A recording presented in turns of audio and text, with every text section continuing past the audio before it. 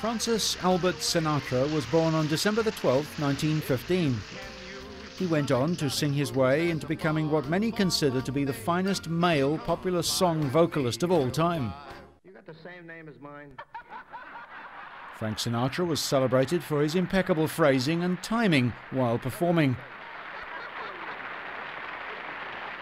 Naughty, naughty. He was arguably one of the most important, popular and influential musical figures of the 20th century. During October 2005, some previously unseen home movies of Frank Sinatra were released by his family for use in a forthcoming tribute show.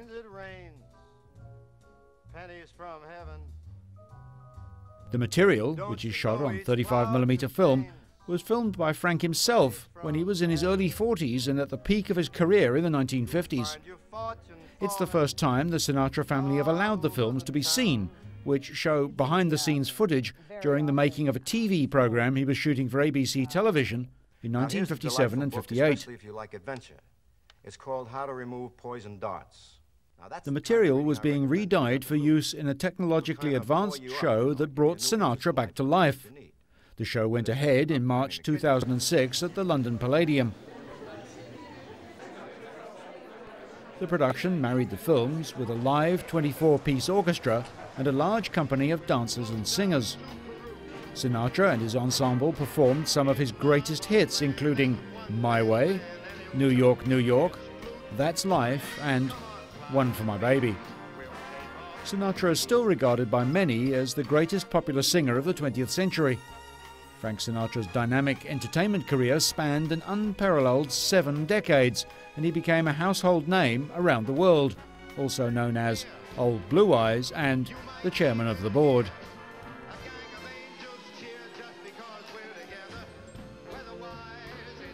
The $5 million musical stage production used film, video and a live orchestra to create the illusion of a live performance by the late singer.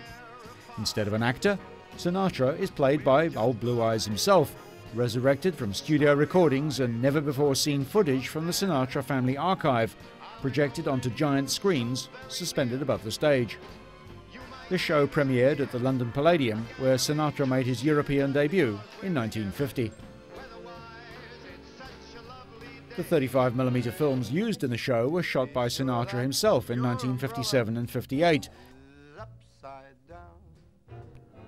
The unseen and forgotten material was discovered by Keith Robinson, the show's media coordinator, who, with a skilled team of workers, cleaned up the work prints by removing scratches, pencil marking and adhesive tape to fully restore the images and sharpen the sound quality.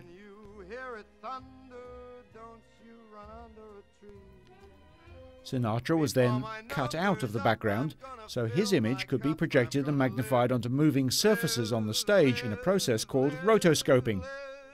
This footage has been combined with hundreds of photos, historical footage, home movies and audio recordings of Sinatra's personal interviews.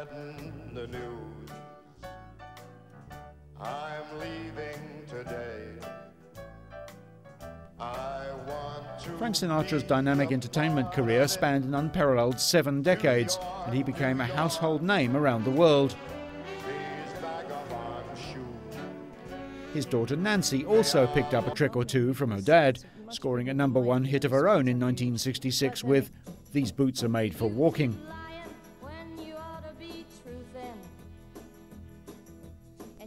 A collection of her work, entitled The Essential Nancy Sinatra, was released to coincide with the Sinatra show.